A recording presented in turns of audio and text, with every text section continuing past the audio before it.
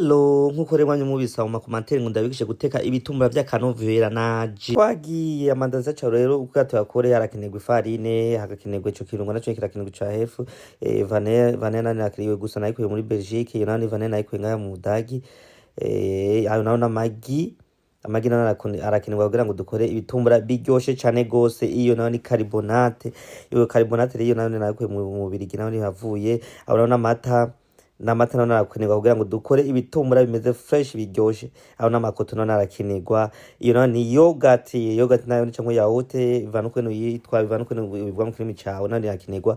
Iyo nayo ni sukari nayo irakenerwa. Cyane rero twatanguye rero. Aho rero ncufata amata, maze gufata amata ndashaka kuziko kugira ngo abakazuyaza ashuye gatoya kuko dukoresha amata ashushe. Iki naciye mfata ifarine mvanga n'isukari, ndashiramo isukari, ndashiramo n'akandi gafarine kugira ngo nyene ibintu bibe fresh, ibintu bibe flex. Hanyuma rece ndongeramwo kandi gasukari kugira ngo ibitumbura bize kuza bisosa kutavyumva. Twagiye ntango rero kuvanga na vya birungo vyanje. Iyo ni vanille sizemwo nakariya vanille nyene ko ndacanga sinibage nandi nakora mu Birigi nawe ndayishiramwo. Mfata carbonate nawe ndayivangamwo kugira ngo ibitumbura bimeze kumera flex. Abantu hari abantu bahora bavuga ngo bahungu ntidushoboye, rindi ndabereka ibintu ngira ndabakorere mwebwe.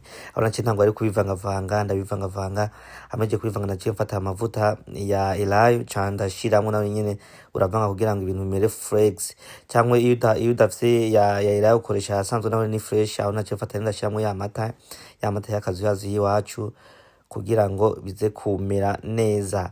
Nafata n'amagica ndashiramwo gusa ushaka burya buba buri mu buryo bwa jaune bwo shiramwe mu gihe ushatse, ariko je nashizemwo igi ryose mafu nta bundi buhinga. Ndavanga ndavanga meje kuvanga naciye mfata yogurt ndashiramo nawe ndashiramo nyene kugira ngo ibitumbura bize kuza bimeze flex. Hamwe n'umuntu akiri yavuga ego ndari imandazi kabisa ikozwe n'umuhinyanyuzi w'umuhinga naciye ntango ari kubivanga ndasubizamo twaduta nyene ndashiramo dutangire kugira ngo ibintu nyene bimere flex.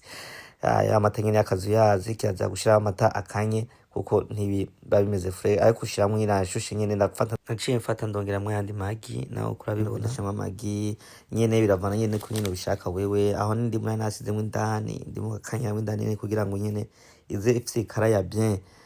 Aho rero nako ndavanga nongera nkanda. Aho rero nagiye gukanda ifarine ucurindira 30 minutes cyangwa 30 urindira 30 igahera ifarine ikivyimba.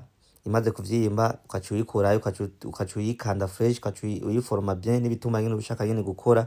Aho rero niko ndakora ibitumbura abana ko natanguye kubikatagura. Aho ndabisize mu makoto yatanguye kubira gutogota. Araba naho ko bimeze ibitumbura wewe muzasubire cara wige raba ibirapasaguritse nyene vya bituma nyene bimeze fresh nyene murabizi nyene mwiba muzi gitumbura kigiye usanga capasutse indani. Apana ya bituma bidapasutse indani birese mabenye agasa mabenye. Raba naho kwene bifise ikurere nziza kara ya bien. Mubandanye mwandika mu makomantere iki ni kintu mushaka nzobigisha guteka.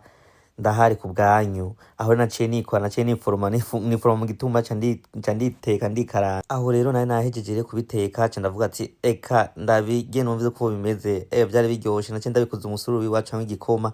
Mwakoze kunkurikirana. Eka ngene ndabasavye ikintu mugire subscribe mu channel yanje yose YouTube, Facebook, Instagram hose ni nyene Budagi. Mushireho ku matere mu partage shabaho mugire share. Ndabakunda cyane gose bye.